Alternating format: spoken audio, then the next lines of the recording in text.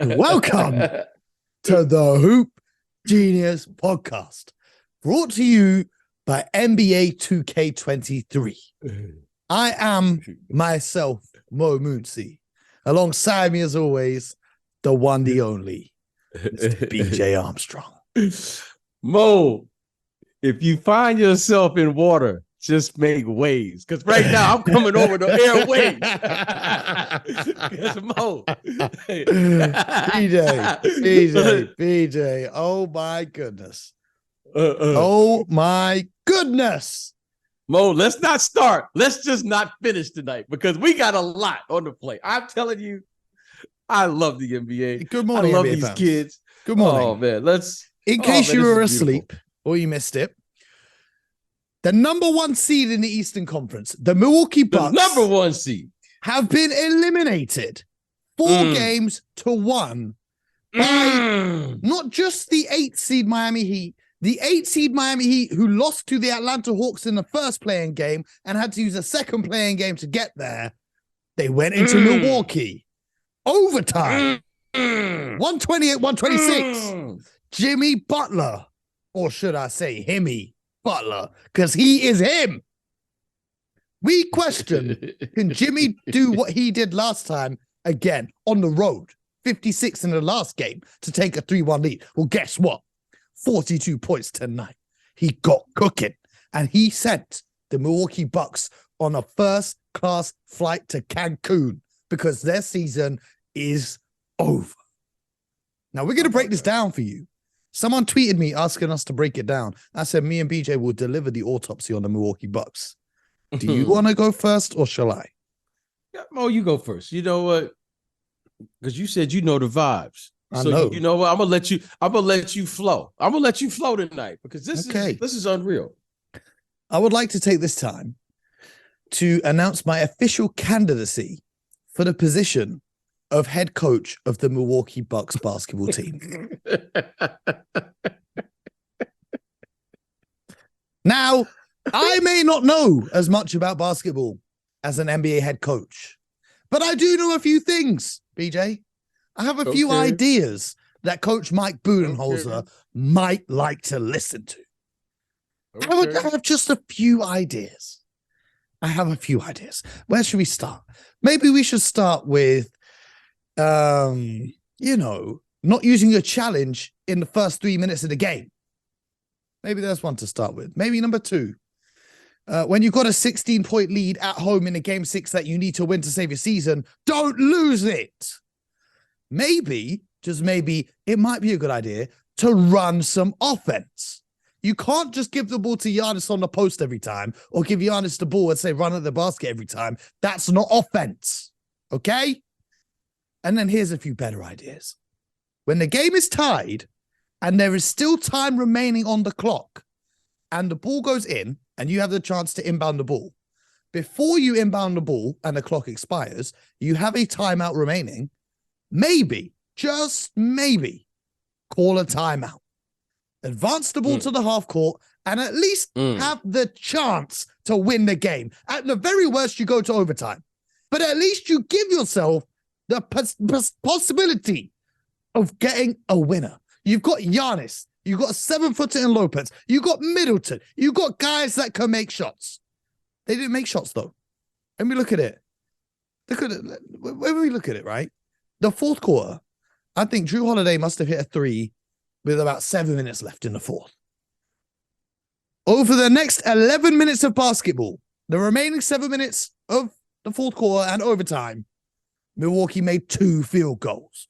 So, okay, cool. You've got to overtime. You didn't use a timeout. You didn't take a chance to, win the game. You've gone to overtime. And guess what? You still don't call a timeout. Even though your offense looks more stale than a piece of bread that was left in your kitchen cupboard while you went on holiday for 2 weeks and came back. You know when the bread goes all hard and you can hit someone over the head with a baguette? Stale. Ain't no offense.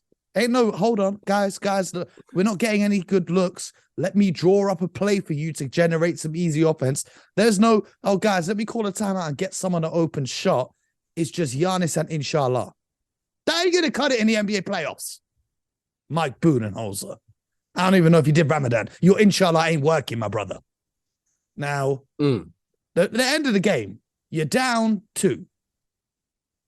Maybe, this is the last thing I'll say, maybe, just maybe, call a damn timeout instead of letting Grayson Allen. Oh, BJ, I feel sick watching this. Grayson Allen dribble out the clock to lose the game and your season ends. I am disgusted by what Mike Budenholzer did tonight. Now, don't get me wrong. He can't take all of the blame.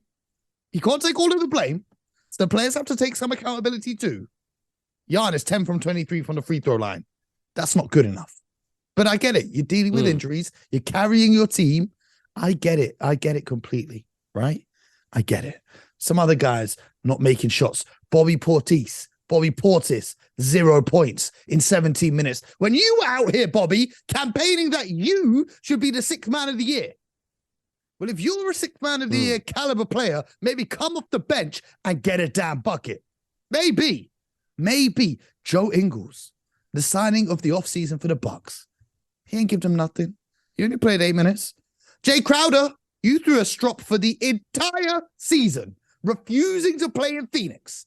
Yet here you are with 18 seconds of game time. But then again, that goes back to who? Coach Mike Budenholzer. So this is my official announcement that tomorrow I will be sending my resume to the owners of the Milwaukee Bucks to tell them I will come and save you because Mike Budenholzer has just coached maybe the worst game I've ever watched any coach ever coach. Ever. That's what I got to say. Well, Mo, there's no way I can top that. You know, I'm going to abide by the rules when you have, losses like this because you get very emotional. And as you know, Mo, I picked the Miami Heat to win it this year. What? And yeah, I picked them, not the Miami Heat. I picked the Milwaukee Bucks. Sorry. Yeah, the Milwaukee Bucks. I was going to say, I don't think there's anyone on this whole planet. I don't think anyone on this whole planet that would have picked the Heat. Even hardcore Heat fans. I was talking to my boy Harry today, one of the biggest Heat fans in the world, and even he didn't pick the Heat to win this series. Yeah, no, I picked the Milwaukee Bucks, as you know. I picked the Milwaukee Bucks to win it, but I'm going to abide by this rule. All right, I got to cool off for 24 hours, and after this podcast, I'm going to go back and watch this game again because we've seen not one but 2 epic comebacks by the Miami Heat. They're down double digits at home, they win, and then double digits on the road. Saw the same thing, double digits on the road. And then they come back, and then the Milwaukee Bucks are up big at home, and then they lose again. The easiest thing is to point it at the coach, but I want to look at it again. I want to kind of remove myself. But I think it's fair to say it's very disappointing because I think everyone in the building, I think the team, I think the way they constructed their team this year to advance, clearly they had a terrific regular season. They were the number 1 seed this year. And all of a sudden you just seen an epic breakdown. I mean, this is more like epic. This is 8 seed. BJ, I don't think I've seen something that made me this crazy since the Clippers lost the 3-1 lead in the bubble. Yeah, I mean, this is one of those things you're going to... I don't even have the words. So it's very unfortunate. I don't know what they're going to do up there in Milwaukee, but I can tell you this. I can assure you that something is going to be done. Now, what they're going to do, I don't know. But I was watching this game in amazement. I was truly amazed. Do you know who else was watching this game in amazement? Who's that? Coach Mike Budenholzer. He had front row seats. He might have even got the popcorn out. Secure the bag. You fumbled the bag now, Mike. Front row seats. Stop. Didn't even call the timeout. He was just watching. He was just, guys, I'm not calling a timeout. This is a great game. Go on, Jimmy. This is a great game. Let me just watch. Yeah, it was quite a game. But I'm gonna tell you what, it was very entertaining for us fans, for us people who were watching the game. It was very enjoyable. I mean, I loved it. I love the matchups. I mean, Coach Spo, when you're talking about a phenomenal coaching job, wow. I mean, he figured out something during the course of this series. Around, but you see that final play for them to tie the game and go to overtime. Everyone's expecting the Heat to go for a 3 to win. Instead, he has Jimmy curling off a screen back on himself to get the lob play over the top to send the game to overtime because he recognized he's not being guarded by Giannis. Giannis is guarding the inbounds. He's got Pat Connaughton on him. Let me run him around the screen and just get the lob from over the top. Amazing coaching from Eric Spoelstra. Well, I mean, you know, this is, you know, when you have situations like that, and I was watching the game on television, obviously. And if you go back, well, when you go back tonight, if you watch the game, Coach Spo just did something like I go, that's a mistake. And the mistake was he put five guards in the game. And if you watch the substitution that was made, he forced the Milwaukee Bucks to go small. And when he forced them to go small, that allowed Jimmy Butler to be the best athlete behind their biggest player, which was Giannis, who was on the ball. And I immediately said, well, I think that's a mistake because now if there's a loose ball or a free ball, Jimmy Butler is the best athlete because Giannis was on the ball. And again, Coach Spo, he dictated what was going to happen. And Brook Lopez was on the floor, and then they took Brook Lopez off the floor, and they brought in, I think, Pat Connaughton. And I thought, oh, I don't like that matchup because if they throw it up in the air, because Drew Holiday was guarding him, I was like, he's just not tall enough. He's not big enough. And that's exactly what happened. So give Coach Spo, you know, some nights it's your night. It was Coach Spo's night. He was on fire from the sideline. Everything he did. He coached a great game. Bam Adebayo played some great defense on Giannis. Jimmy Butler took Drew Holiday, who is a first-team All-NBA defender. When you ask anyone who's the best defender in the NBA, the players love to say Drew Holiday. Jimmy Butler heard that, and he treated Drew Holiday as if he was, I don't know who. He treated Drew Holiday like he couldn't. He's not big enough. Just after the buckets, he would just stare him down. Oh, it's not fair. Yeah, it's not fair, but he did it. It's not fair. That's what I'm saying. I didn't understand the matchup. So let me ask you this. Let me ask you this.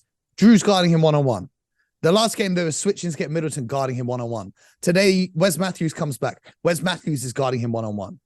You're playing one-on-one versus Jimmy Butler in the playoffs. You're going to lose that matchup. Yeah, maybe throw two defenders at him. Maybe try blitz him. Maybe try double team him. Maybe Mike Budenholzer. I don't know, BJ. Yeah. It didn't.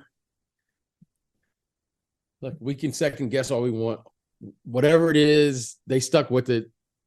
Clearly, it didn't work. And Jimmy Butler, I don't think he get an MVP for the first round series. But clearly, Jimmy Butler was the best player. That's going to go down in history. Like the We Believe Warriors. This is going to go down in history for that. Yeah, this was Jimmy Butler walked in to an arena facing the best player in the world, the consensus best player in the world, the number one seed in the Eastern Conference, pretty much everyone's favorite to win the Eastern Conference, and said, nah. Yeah. Remember, we were talking about how important it was for the Bucks to have the number one seed so that in the second round they could avoid Boston or Philly. they just lost to the team that got in through the play-in, the second game of the play-in. Are they the first team from the play-in to advance through the first round? Yes, I think so. It's crazy what Jimmy Butler did in the last two games. Two of the best playoff performances I've seen. Mike Budenholzer, two of the worst coaching performances I've ever seen. I just can't let him get away with this. This is a crime against basketball, BJ. We've now got to watch a playoff run with no Giannis Antetokounmpo. How many seasons have you ever watched the NBA in all your time watching the NBA and the best player in the world hasn't made it out of the first round? Yeah, it's. Have you ever seen that before? Yeah, I mean, I'm sure it's happened. I can't think of anyone right offhand, but you know what? It's happened. And it was, when you look at it, I mean, he only played in 2 of the games. I mean, technically, I know he played in 3 of the games. he played 11 or 12 minutes in game one, which he, of course. But this is why you build a roster and you have depth. And, the Heat, let's not forget the Heat are missing Tyler Herro, their second best scorer, and Victor Oladipo. Like, everyone gets injuries. It's part of the game. That's why you got a team around you. That's why you got a coach. So it was just whatever the Miami Heat know about the Milwaukee Bucks, clearly they know something. And great job by the Heat. Jimmy Butler deserves all the credit. The Miami Heat's team deserves all the credit. Coach Spo was phenomenal. Udonis Haslem contributed with a technical foul off the bench. Yeah, hey, they brought the fight. You know, one of the things you say, stay in the fight. Well, they stayed in it. They were out. They were down 16 or something, Mo, and they just hung around and they made shots, big plays, a great win. And I'm looking forward to the next round. I mean, I think they play the New York Knicks, right? The Knicks. That's right. We're going back to some old school basketball now. Knicks and the Heat in the playoffs. Now exactly. We're talking. So, and we're opening up in New York in the Garden. I mean, come on, Mo, that's a short flight for you. You got to do it, right? You let me know. You get me the ticket. I'll be there. I'm broke, baby. Send me the ticket. I'll be there. I'll meet you there. Okay. All right. Speaking of New York, the Knicks won 5 games. They won 4-1 against Cleveland Cavaliers, 106-95. Tonight they got the victory. BJ, I don't want to sound like a broken record, but what are these coaches doing in the NBA right now? I don't know what I'm seeing and what you're seeing and what people are seeing that they're not seeing, but there was some horrendous coaching from the Cleveland Cavaliers head coach, JB Bickerstaff, as well. Don't get me wrong, it's a team effort and it's a team game. The coach can't solely be blamed, but Tom Thibodeau severely outcoached JB Bickerstaff in that series. He absolutely destroyed them. He's trapping Darius Garland and Donovan Mitchell, who were the first 2 options on offense. And, anytime they're near the sideline or anything, they use that as an extra defender. And they're forcing Evan Mobley to score or make plays. Now, we all know he's a talented kid, but he's not ready for that yet in his career. Like, he's not done it all season long. So now you're expecting him to do it in an elimination game in the playoffs. I mean, once you take out the 2 favorite options in the Cleveland offense, he had no counters. He had no way to adjust. When Cleveland's defense did the same thing, the Knicks had the depth and the shooters in their lineups to be able to withstand that. The Knicks had a much better bench, much better depth in this series. I feel like that third spot in the Cleveland roster, whoever plays the 3. So you've got Garland and Mitchell at the guards, Allen and Mobley at the bigs. The third spot you're kind of going with is Chetty Osman's going to give us offense. Isaac Okoro is going to give us defense. Maybe we're going to sprinkle some Karis LeVert in there. You don't know what you're going to get from him on a nightly basis. But it was an interesting series. I think the thing that comes down to me is the Knicks just bullied them. The Knicks bullied them on the boards. The Knicks bullied them in terms of physicality. And they targeted Donovan Mitchell on defense. And they just bullied them. And they won the series. What were your thoughts on it? Well, congratulations to the Knicks. I mean, wow, what a and congratulations to you for predicting this. Yeah, who knows these things? You just say things and you got a 50-50 shot. You never know. But I got to give it to this kid. This kid Brunson. Okay, wow, wow. I don't know what to say. I mean, he has stepped in. I mean, it's been flawless. But you say it doesn't get any better than this. What a pickup. He's been clutch all year. He's been clutch in the playoffs. I mean, he is their stabilizing player that clearly can score in crunch time. They play around him. And then you start getting, the kid, what is it? Jason Hart. Josh Hart and RJ Barrett. But the one thing that stood out to me is Mitchell Robinson. I mean, Mitchell Robinson, okay, 18 rebounds tonight, 3 block shots. He was a stabilizing force in the interior versus their Twin Towers, their version of the Twin Towers. I mean, he was sensational all series, and he seemed to have gotten better and better as the games went on. I mean, you're talking about a guy who had 18 rebounds tonight, and he did a phenomenal job again versus Jared Allen and Evan Mobley. He was phenomenal, okay? I know those guys didn't get a lot of touches. I think that both of them only got up like 6 shots or so. However, if you say what was the key to them winning this series, it was the incredible interior play and defensive presence of Mitchell Robinson. I thought he was phenomenal. Okay, he was phenomenal. And the I don't depth know how many offensive rebounds he got. Yeah, I don't know throughout the series as well. While you check that, he was incredible throughout the series as well. Isaiah Hartenstein coming off the bench as the backup big, who they took from the Clippers over the summer, he was fantastic as well. Yeah, I mean, you know what? I mean, he didn't have big numbers. He didn't have big numbers tonight, but he comes in and he plays hard. I mean, Mo, he plays hard, and he plays his role. And like I said, you know, Jalen Brunson, I mean, he really has – he stabilized the team, and they know they can score down the stretch, which is important. And if other guys come in like quickly, I mean, you know, quickly gives you 19 or 20 points off the bench. Juice McBride in the last game. Yeah, Obi Toppin Grimes gives you double figures. Early games.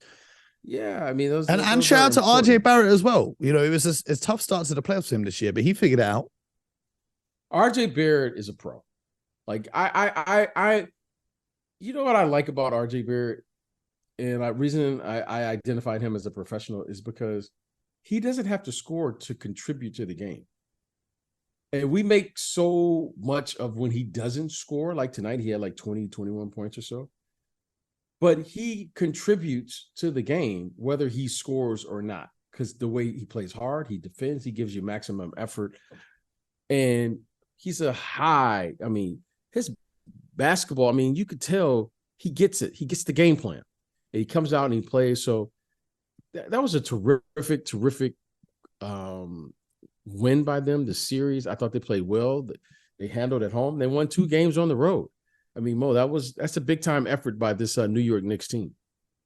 Man, big time. They're going to meet the Heat in the next round, and we'll talk about that a little bit closer to the series tipping off. Because over in the West, the Lakers had the chance to close out the Memphis Grizzlies on the road, but they lost 116-99. As Memphis did a great job in defending their home court and extending the series, and now they head back to LA. A quick turnaround. They'll play on Friday night in game number 6. And it was an interesting game. Like, they're all interesting. Desmond Bane and Ja Morant, 33 and 31 points respectively, the guard duo for the Memphis Grizzlies, playing absolutely fantastic basketball. You know, the Lakers, in the early goings of the game, it was a very fast pace, which I think suited the Grizzlies. LeBron started very slow. I think he started this game 1 from 7. He obviously ended up with only 15 points, 5 of 17 from the field, 1 of 9 from 3, and 5 turnovers. That's going to be buried in the media because Jimmy Butler just went crazy. But I'm just saying, you got the chance to eliminate this team who's been talking all this rubbish about you, and you put up 15 points, 1 from 9 from 3, 5 turnovers. Okay. Well, I'm going to say this. They better win the series. That's all I'm going to say. I can't recall because we do the podcast and stuff every day, but I know we talked about this. Yeah, we talked about this. And I think I told you after the win the other night. I think I told you. I didn't think. I know I told you. I don't think it was on the show. I think it was on the phone. Yeah, I told you this. I said, Mo, at some point, youth will be served. Oh, these guys are young. Yeah, the youth will be served. Okay. And the reason I'm saying this, Mo, is because let me tell you something. You know, geography, because you're there in the UK and I'm here. That's a tough trek from LA to Tennessee, the Tennessee back to LA. And people don't realize Memphis should be an Eastern Conference team. Like geographically, they're in the Eastern Conference. Mo. Just they're not because they moved from Vancouver. Okay. Now, Mo, I'm just telling you, Mo, I don't care if you're young. That's a tough travel from Memphis back to LA back to Memphis. Tomorrow is going to be a travel day for them. Mm-hmm. And then they got to play again on Friday. And then they got to turn around if they lose at home and go back to Memphis. Mo, that's a tough turnaround. That's a tough turnaround for anyone. But when you're young, Mo, you tend to bounce back a little quicker than when you're older. Now, I'm telling you this, and I told you this, and I want to say it again. I thought for sure that Memphis would win big tonight. Why? That's a tough turnaround, Mo. That overtime, they went overtime in game, 4? And then that most pivotal game is game 5. Because game 5 is always one of those games, more times than not, who wins that. Percentage-wise, you have a better chance to win the series. Now, Mo, game 6 is game 7 for the Lakers. Okay. I'm telling you, Mo, game 6. Now, do I think they can win the game? Yes, I do, Mo. I do think, right? They have the fans, da-da-da. But and let me tell you LeBron something. isn't going to stink up the joint like he did tonight again. Yeah, okay, but Mo, okay. Do I think he's going to stink it up? Absolutely not. But Definitely here's not. what I'm going to look for. Mm-hmm. Fatigue will set in, and I think it will favor the Memphis Grizzlies. The Lakers cannot afford to get down big, like by down 10 or 15 in the first half. Then they got to play back in the game and then finish the game. In this series, whoever's won the first quarter has gone on to win the game, I believe. Okay, that's all I'm saying. If Memphis comes out and they get up big, I think the Lakers have to, because the Lakers have to do this. They can't leave it all out on the court on Friday, knowing they got to go back in a 2-hour time change, fly all the way back to Memphis, and then play an early game. No, that does not favor the Lakers. So, this is going back to coaching. Let's talk about Darvin Ham. One thing I noticed in this game, right? The Lakers got back into it. I think they were down like 18 points at the end of the third. The Grizzlies went crazy from 3. The Lakers cut the lead down to just 1 point. Mm-hmm. And then Darvin Ham went away from what was working. Now, I understand Anthony Davis needs to get his rest at some point in the game. But when you've got all that momentum, you might want to leave him in for a couple more possessions, because after he left the game, the Grizzlies went and scored, I think it was like 3 straight possessions. I don't know why they've got Mo Bamba sitting on the bench and not doing anything when he could actually be in giving you minutes when AD is resting. He can protect the rim. He can space the floor on offense. I would like to see a little bit of Mo Bamba if they're going to have if they're going to be able to rest AD. I also think AD's rest should be cut up into shorter chunks so that the Grizzlies can't make runs, because the Lakers are a much better team, obviously, when Anthony Davis is on the court. I don't know why Mo Bamba is getting DMPs. Shaq Harrison got in the game a little bit garbage time, but we saw some Wendy and Gabriel. But I want to see some Mo Bamba, man. Free Mo. Let him get on the court and ball out. Hey, that's why you get paid the big bucks, Mo. I get paid literally I don't question what these guys compared do. to Darvin Ham. But all I know is whatever it is. But the Lakers better win that game. They better win game 6. Now, BJ doesn't believe me, but I think Luke Kennard is a big factor for Memphis here. No, it's not that I don't believe you. It's not that I don't believe you. I said this to him earlier. He said if they're relying on Luke Kennard, they're in trouble. But Luke Kennard and his 3-point shooting is a big factor in what's allowing the offense of the Grizzlies to be so successful, right? He shot 66% from 3 tonight. He's a great 3-point shooter. I think he had the highest 3-point shooting percentage in the league this season again. He was a plus 26. Over the series, he's a plus 39 with Luke Kennard on the floor, and they're a minus 21 with Dillon Brooks. The Lakers aren't even worried about Dillon Brooks when they're on defense. They just leave him wide open. They don't care if he's shooting, right? If Luke Kennard, who left the game with a shoulder injury and didn't return, isn't healthy for that game, it gets a whole lot more difficult for Memphis, because you want someone like Kennard out there to stretch the defense, allow Jar to have his driving lanes to get inside, and to be an outlet for when the defense collapses.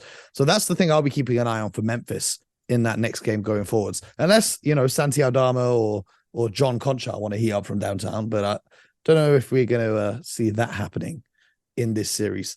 I think the Lakers take game 6 at home. They have to. They have to. I agree. I agree with that. And we will be there to see it. Yeah, I agree with that.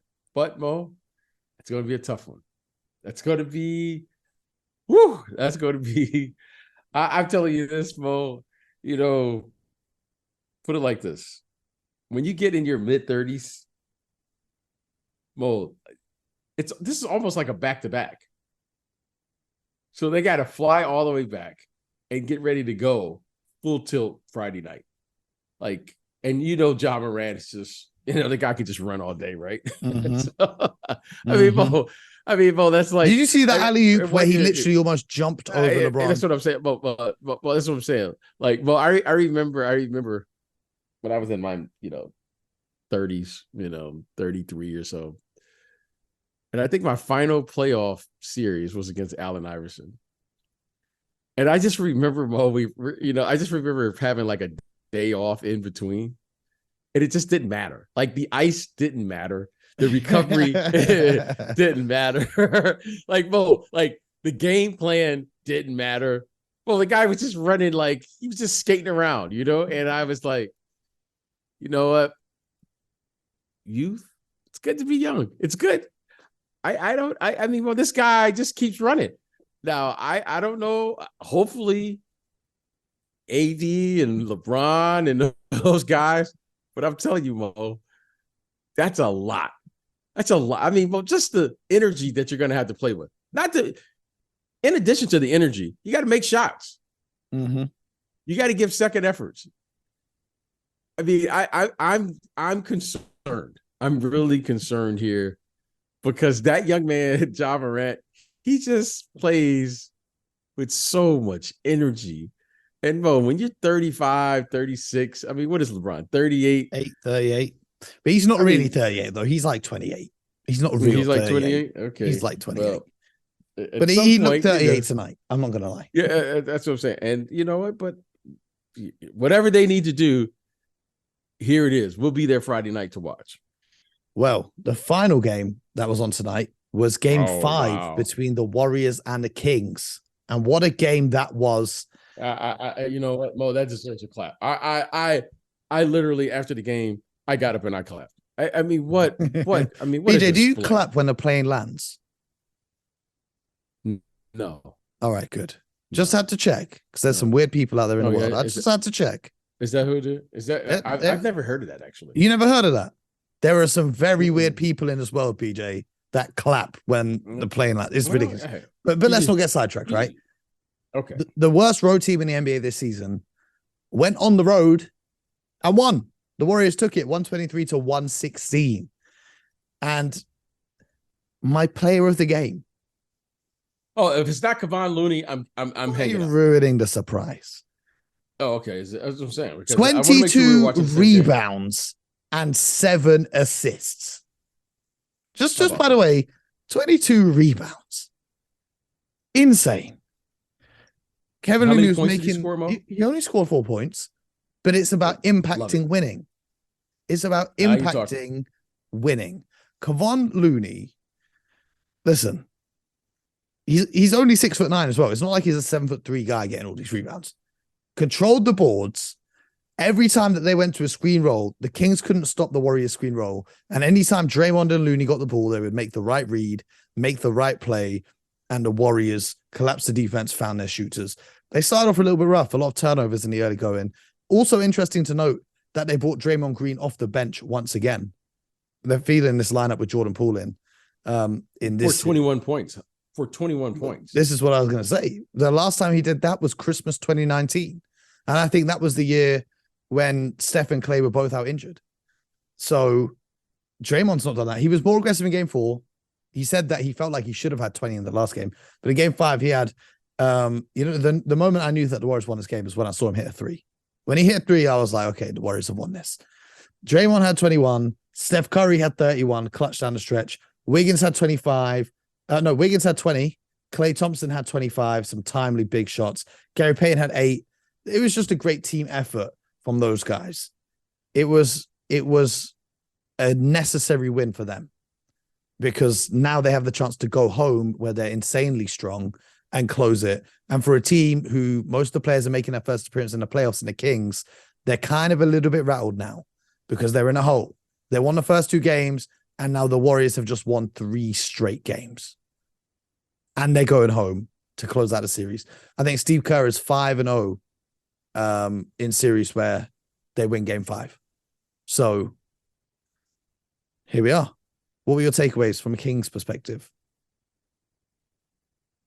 Well, Mo, I'm going to go back to game 3. That was it. If they go on to lose this series, they're going to look at game 3 and say, we didn't respond the way a team needed to respond at a very critical moment. On the other hand, the Warriors responded in a way that a team who said, okay, they held serve at home. Nothing happened. But when you have a team on the ropes, they were down Draymond, and they were down Gary Payton. See that's kind of got lost in the whole thing here. They were down 2 contributing players and still beat them. That to me said what I needed to see was like, okay, when you have a team down, Mo, I don't care what it is, you gotta close that deal. Draymond was out and Gary Payton was out, and they still lost. And they didn't play well, like, at all. I mean, they lost, like, it wasn't like a close game. They came back and bounced back in game 4. But that was the time where you say, you know what, we can start this series. We can bring the fight to the game. Now, the Warriors, on the other hand, they survived it. And it's one thing I'm going to say about the Warriors and the Steve Kerr coach team. They're not going to beat themselves. You got to beat them. And Sacramento hasn't done that since game 2. Now, the most amazing thing is now they've lost 3 games in a row. And that's what, to me, what says about the difference between the Warriors and Sacramento. The Warriors, they didn't panic. They showed you what it takes to be a champion.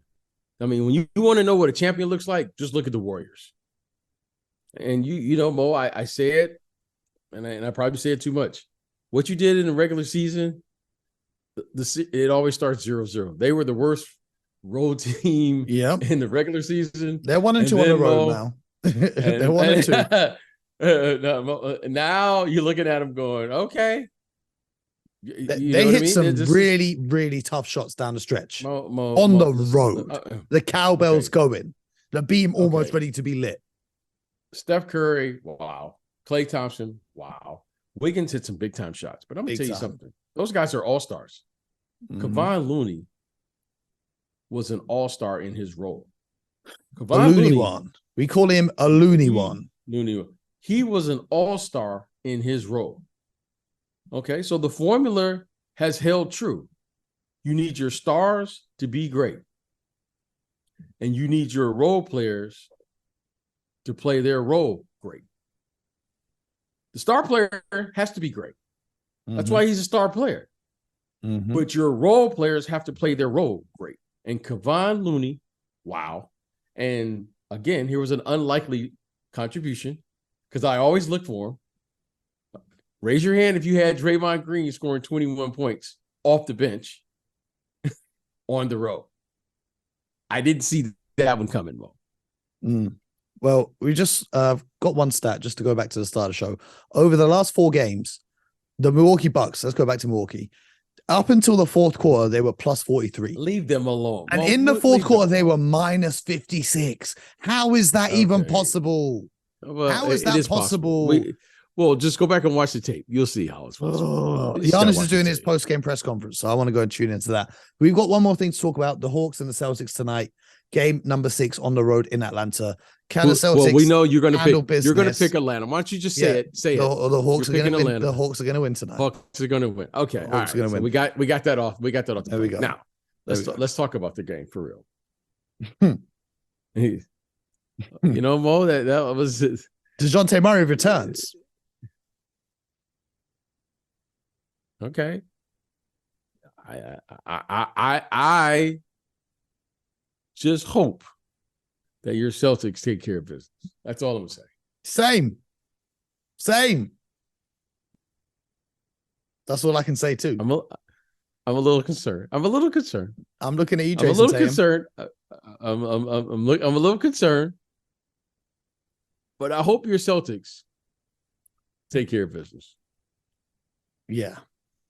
Because I don't feel the Atlanta Hawks don't have anything to lose. The other thing is as well now, okay, if you don't win this series, first of all, your season's a failure.